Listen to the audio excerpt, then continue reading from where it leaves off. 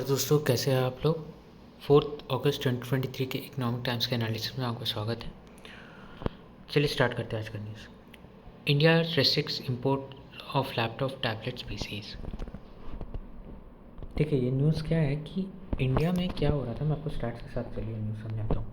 India में total imports जो हो रहे थे वो लगभग 8.8 बिलियन के इंपोर्ट्स हो रहे थे, जिसमें से चाइना से इंपोर्ट हो रहा था 5.1 बिलियन, सिंगापुर से इंपोर्ट हो रहा था 1.7 बिलियन और हांगकांग से इंपोर्ट कर रहा था लगभग 1 बिलियन के आसपास।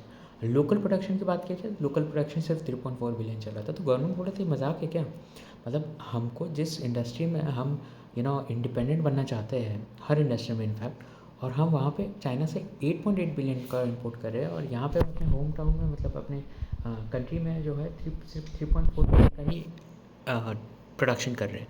इसलिए गवर्नमेंट ने क्या किया कि भाई जो आपके लैपटॉप्स और पीसीज है उनके इंपोर्ट में थोड़ा रिस्ट्रिक्शन लगा दिया है।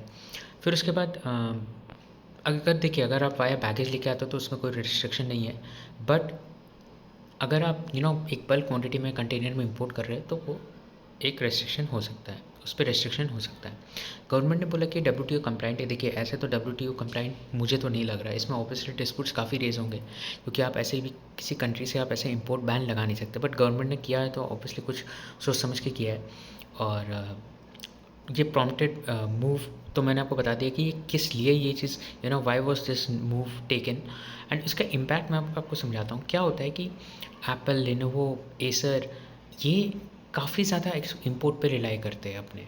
तो अगर आप इस टाइप का बैन लगा दोगे तो ऑब्वियसली इनका प्रोडक्शन शॉर्टेज हो जाएगा, सप्लाई डिसरप्शन आ सकता है, क्योंकि देखिए लोकल मैन्युफैक्चरर एक टाइम टू टाइम ही अपना प्रोडक्शन को इम्प्रूव कर सकता है। आप रात को रात अगर इतना हैवी इंपोर्ट रेस्ट्रिक्शन लगा दोगे और आप बोलोगे कि भाई हम अपना प्रोडक्शन जो है डोमेस्टिक के हिसाब से मीट करेंगे, then that is impossible. Planning के साथ करना चाहिए आपको ये चीज़। और दूसरा चीज़ ये कि service sector as a whole may get impacted. तो ये 3 चीज़ है, इसका इम्पैक्ट पे भी आ रहा है। बट आई होप आपको ये न्यूज़ पूरा अच्छे से समझ में आ गया होगा। नेक्स्ट न्यूज़ दोस्तों, India GDP to double by FY21 S&P। अब देखिए प्राइम मिनिस्टर मोदी ने प्रॉमिस किया था कि मैं थर्ड टर्म में अपने जो इंडिया को थर्ड लार्जेस्ट इकनॉमी बना दूंगा। फिर उसके बाद SBI का भी जो रिपोर्ट सर्च है, उन्होंने भी ये चीज़ बोला कि नहीं, हम जो है 2028 तक जो है बन जाएंगे थर्ड लार्जेस्ट इकनॉमी। फिर अब जो है S&P भी बोल दिया कि हाँ भाई इंडिया का भी जो है इकनॉमी डबल हो जाएगा, GDP डबल हो जाएगा FY31 तक, और इंडिया जो है उसमें थर्ड लार्जेस्ट इकनॉमी बन जाएगा। बस एक छोटा सा न्यूज़ है, मैं आपको जैसे पहले भी बोला कि बड़े बड़े इंटरनेशनल इंस्टीट्यूशंस जो रहते हैं वो सब इस टाइप की न्यूज़ निकालते रहते हैं। तो बस ये एक डेटा है, अब अपने माइंड में बस रखिए इसको। नेक्स्ट न्यूज़ दोस्तों, after discussion of nearly 5 hours Lok Sabha passes bill to replace Delhi ordinance. Political news है बट मैं इसलिए कवर कर रहा हूँ क्योंकि आपके न्यूज़ के बारे में पता होना चाहिए। जनरल नॉलेज पर्सपेक्टिव से काफ़ी इंपॉर्टेंट न्यूज़ है ये। दिल्ली स्पेसिफिक नहीं है, इनफैक्ट हर वो यूटी स्पेसिफिक है जहाँ पे LG का पावर रहता है, एंड ऑफकोर्स आपका जनरल नॉलेज पर्सपेक्टिव से तो है इंपॉर्टेंट। हुआ क्या कि दिल्ली के जो एडमिनिस्ट्रेशन है ना, वो सेंट्रल गवर्नमेंट जो है वो हाथों में अपने ले लिया, कंट्रोल ले लिया। एडमिनिस्ट्रेशन आज जितने भी ऑफिस रहते हैं, इनका ट्रांसफ़र वगैरह, इनका जो पोस्टिंग वगैरह सब सेंट्रल गवर्नमेंट ने हाथ में ले लिया। दिल्ली गवर्नमेंट ने बोला भाई ऐसा कैसे है, स्टेट हम चला रहे हैं और ऑफिसर्स के पावर्स आपके पास है, तो हम हमारा कौन सुनेगा। तो इस चीज़ को लेकर दिल्ली गवर्नमेंट ने फाइट किया। सुप्रीम कोर्ट ने बोला कि नहीं, दिल्ली गवर्नमेंट सही है। गवर्नमेंट ने क्या किया, एक ऑर्डिनेंस बिल इशू किया अपने सेंटर में, पार्लियामेंट में।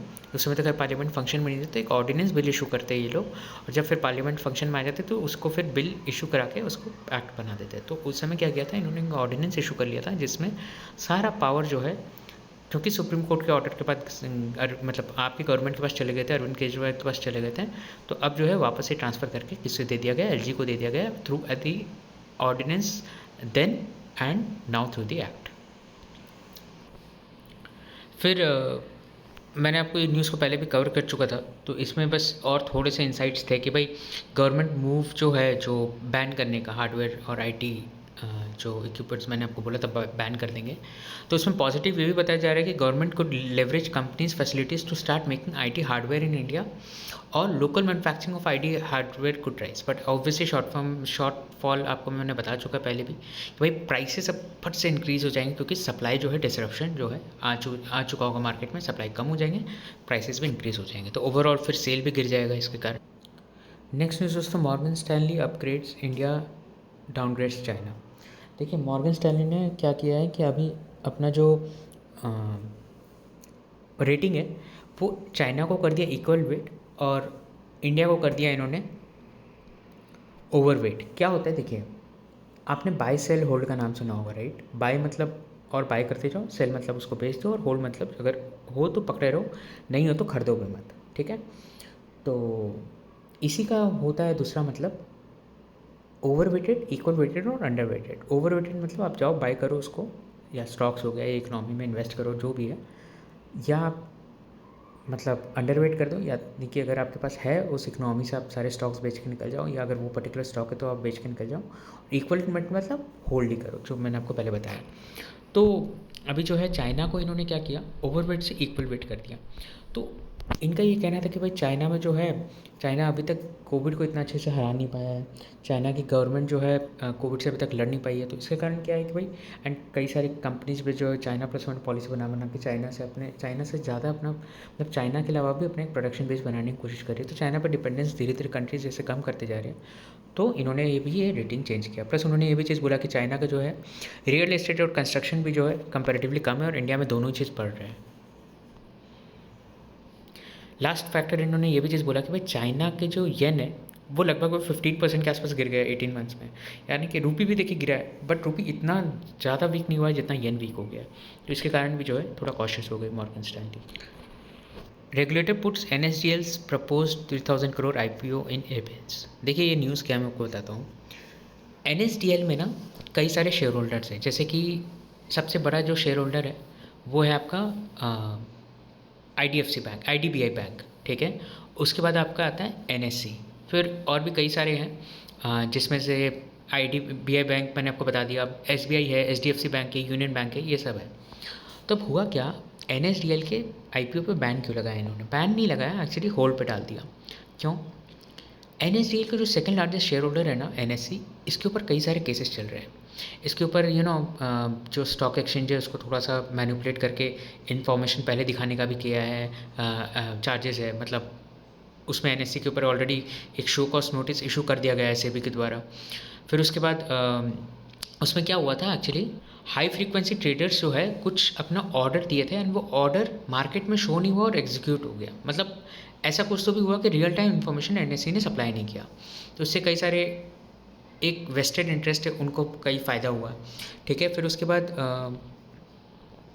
NSE में मैंने आपको बताया था कोलोकेशन स्कैंडल भी एक हुआ था। कोलोकेशन स्कैंडल एज इन जो NSE के पास जो एक कोलोकेशन बैठता है, मतलब उसको क्या होता है कि हर ऑर्डर्स का जो इन्फॉर्मेशन है, एग्जीक्यूशन है, वो सब पहले मिल जाता है कंपेयर टू अदर पीपल। वो स्टॉक एक्सचेंजेस करते हैं बट उसको आपको ऑफिशियली करना चाहिए। तो NSE ने इसको अनऑफिशियली किया था। तो ये सब कारण अभी NSE में बहुत सारे एलिगेशंस लगे। तो आप सोचिए, सेबी का रूल ये बोलता है कि अगर मान लो कोई आपका शेयर प्रमोटर है और उसके खिलाफ अगर ऐसे शो कॉज नोटिस इशू कर चुके हैं, तो आप जो है उस प्रमोटर को रख के IPO नहीं लेके आ सकते हैं, ठीक है। तो ये रूल के कारण, ऑफ कोर्स ये गवर्नेंस को प्रमोट करने के लिए ये सब सारे न्यूज़ है, तो मतलब रूल्स हैं। तो इसके कारण जो है NSDL का जो है आपका होल्ड पे चले गया है इशूज़। नेक्स्ट दोस्तों, review exporter caution listing RBI panel. देखिए एक्चुअली होता क्या है कि RBI के जो एक्सपोर्टर्स रहते हैं ना, कई बार ये लोग क्या करते हैं, मान लीजिए एक एग्जांपल बोलता हूँ आपको, $1 लाख का इन्होंने माल भेजा। अब होता क्या है कि जब इनको पेमेंट मिलता है ना, तो कई सारे चार्जेस कट जाते हैं। जैसे मान लीजिए फ्रेट के चार्जेस कट गए, इंश्योरेंस के चार्जेस कट गए, फिर उसके बाद जो कोई अगर मिस हैंडलिंग हो गया तो उसमें कुछ डैमेज हुआ तो उसके चार्जेस कट के मिलते हैं। फिर उसके बाद बैंक जो प्रोसेस करते हैं, उनके जो फॉरेन बैंक जो रहते हैं, उनका जो अमाउंट प्रोसेस करते हैं उसमें कुछ चार्जेस कट जाते हैं। मान लीजिए वो $1 लाख से इनको मिला लगभग, सब कट कुटा के सारे चार्जेस मिला के इनको मिला $96,000। 4% आपके चार्जेस कटते हैं, विच इज़ अंडरस्टैंडेबल। ऑफकोर्स बहुत ज़्यादा होता है, बट एक एग्जांपल के हिसाब से बोल रहा हूँ आपको। तो अब 4% के हिसाब से जो चार्जेस करते हैं ना गवर्नमेंट को, अब ये देखिए आप, ये 1 लाख का ट्रांजैक्शन है, ऐसे 1 मिलियन भी होता है, 1 बिलियन भी होता है। तो अगर ऐसे 4% करने लग गए तो आप सोचिए कितना बड़ा एक स्कोप बन जाता है मनी लॉन्ड्रिंग का। तो गवर्नमेंट क्या करती है कि अगर आपके चार्जेस कटे तो आप पहले फाइल करो ये एप्लीकेशन कि आपके चार्जेस क्यों कटे, डिस्क्लोजर दो। तो बैंक्स वगैरह बोल रहे हैं कि भाई मतलब जो सप्लायर्स है, एक्सपोर्टर्स ये चीज़ बोल रहे हैं कि भाई इतना छोटा छोटा अगर डिस्क्लोजर देने लगे तो हमारे लिए बहुत मुश्किल हो जाएगा। तो इसमें क्या होता है, अगर आप नहीं देते हो ना तो फिर आप मनी लॉन्ड्रिंग के एक्ट के अंदर आ जाते हो और हो सकता है आपको ईडी वीडी का क्वेश्चंस भी करना पड़े। तो इसी चीज़ के लिए इंडस्ट्री थोड़ी परेशान है इस चीज़ को लेके, और आरबीआई ने अभी उस चीज़ को बोला है कि भाई हम जो वो लिस्टिंग है उसके ऊपर वापस से स्टडी करेंगे, कैसे हम इसे ऑप्टिमाइज़ कर सकते हैं वो भी देखेंगे। मतलब इंडस्ट्रीज़ का कहना है कि वो भी चीज़ आप देखिए। नेक्स्ट न्यूज़ दोस्तों, higher borrowing deposit rates raise banks funding cost. Actually हो क्या रहा है कि बैंक्स की जो फंडिंग कॉस्ट है वो बढ़ते जा रहे हैं जैसे जैसे इंटरेस्ट रेट बढ़ते जा रहा है, और इंटरेस्ट रेट कम होने का नाम ही नहीं है अभी तो फ़िलहाल कुछ। तो क्या है कि अब जो डिपॉजिट रेट है वो भी बढ़ते जाएगा, क्योंकि देखिए अगर डिपॉजिटर्स को पता है कि मार्केट में इतना इंटरेस्ट रेट दे रहे हैं, तो वो तो ऑब्वियसली बैंक में, फिर अगर बैंक्स नहीं बढ़ाएंगे तो बैंक्स के पास डिपॉजिट करेंगे क्यों, वो तो अपने मार्केट में पैसे लगा देंगे। और खैर ये तो एक अलग बात है, बट रूल भी यही चीज़ बोलता है कि जैसे अगर आप अपना लोन का बढ़ता है तो आप पास ऑन करते हो, वैसे डिपॉजिटर्स को भी आपको वो बेनिफिट पास ऑन करना पड़ेगा आरबीआई के रूल्स के हिसाब से। तो इस हिसाब से भी अब क्या है, रेट ऑफ डिपॉजिट बढ़ गया है, रेट ऑफ ठीक है, रेट ऑफ लोन भी बढ़ा है, बट कंपैरेटिवली उनका जो मार्जिन है वो उतना नहीं बढ़ा, क्योंकि देखिए डिपॉजिटर्स का जो पास ऑन करने में ना आपको थोड़ा टाइम लगता है, और लैंडिंग का रेट आप डिपेंडिंग अपॉन दी कॉन्ट्रैक्ट, लेकिन आप थोड़ा कंपैरेटिवली जल्दी बढ़ा देते हो। तो अब क्योंकि डिपॉजिट का भी रेट बढ़ गया है और हायर कॉस्ट ऑफ डिपॉजिट लगते जा रहा है, तो इसके कारण इनका मार्जिन भी कम हो रहा है। नेक्स्ट न्यूज़ दोस्तों, India gets EU invite for critical materials club. क्या है ये क्रिटिकल मटेरियल्स क्लब, समझाता हूँ रुकिए। क्रिटिकल मटेरियल्स क्लब ना एक्चुअली ईयू के हिसाब से बना है, मतलब ईयू के हिसाब से एज एन इनिशिएटिव के हिसाब से। ये है क्या कि भाई सारे जो लाइक माइंडेड कंट्रीज़ है जो कि प्रिजर्व करना चाहते हैं ऐसे एसेंशियल गुड्स, ऐसे एसेंशियल मटेरियल्स या ऐसे क्रिटिकल मिनरल्स जिसमें से आपका एनर्जी ट्रांजिशन हो, बैटरी और ग्रीन टेक्नोलॉजी के ऊपर इन्वेस्टमेंट हो पाए।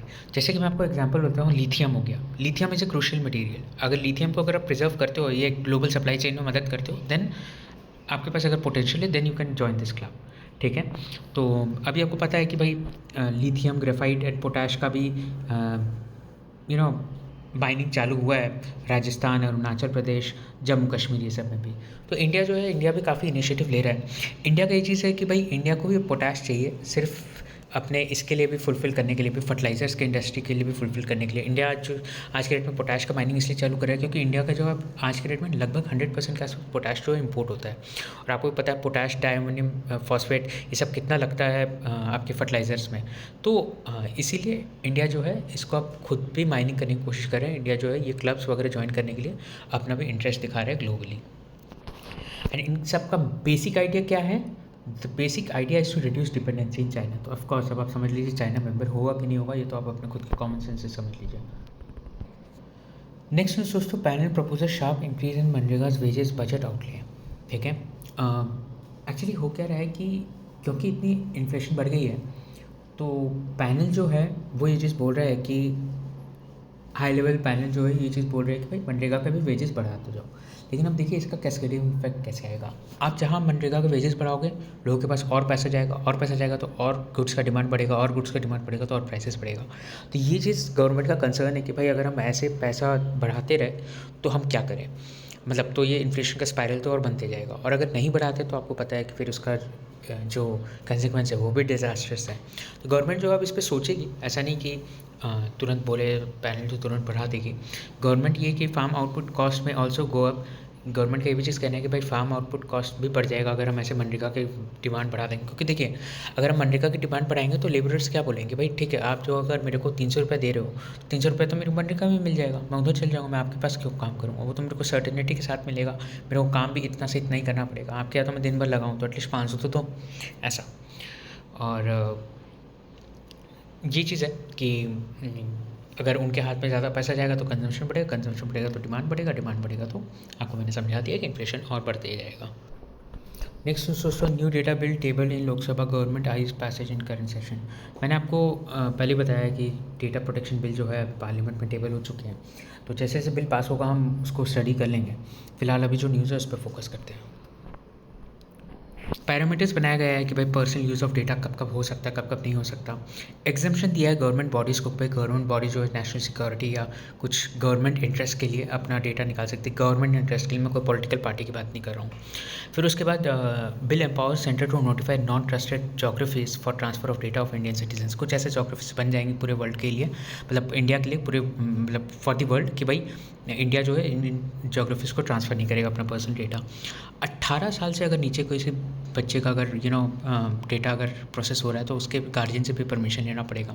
कोई अगर डिसेबल्ड बच्चा है तो उनके भी गार्जियन से परमिशन लेना पड़ेगा। अगर कोई ऑफेंस करता है तो 250 से 500 करोड़ तक का वायलेशन भी हो सकता है उस कंपनी को। तो ये सब काफ़ी स्ट्रिक्ट प्रोविजंस लेके आ रहे हैं। मैं तो कहता हूँ बहुत ही अच्छा चीज़ है। जैसे आज के डेट में डेटा जो इतने हमारे सेल होते जा रहे हैं, बाय होते जा रहे हैं, एक जगह ट्रेड होते जा रहे हैं, आपको देखते होंगे आपके कितने स्पैम कॉल्स आते हैं, कितने आपके फ्रॉड के कॉल्स आते हैं, तो ये सब इसी कारण आते हैं। और भी आपका डेटा कहाँ कहाँ प्रोसेस होता है, आपको उस हिसाब से रिकमेंडेशंस मिलते रहते हैं। गूगल बोल लो, फेसबुक बोल लो, सारी जगह से ये सब डेटा बिकते जाते हैं, तो आपको इसी चीज़ से रिकमेंडेशंस मिलते जाते हैं, उनका रेवेन्यू जनरेट होता जाता है क्योंकि आप बाय करते जाते हो आपके रिकमेंडेशंस के हिसाब से। तो ये सब चीज़ अच्छा है दोस्तों, स्टेप अच्छा है गवर्नमेंट। इनफैक्ट गवर्नमेंट ने तो, इंडियन गवर्नमेंट तो फिर भी काफ़ी लेट है, EU वगैरह में तो काफ़ी ज़्यादा रूल्स ये सब स्ट्रिक्ट है जो डेटा प्रोटेक्शन रूल्स है। तो GDPR बोलते हैं जिसे। That's it from my side दोस्तों, आज की न्यूज़ के लिए इतना ही। Have a nice day.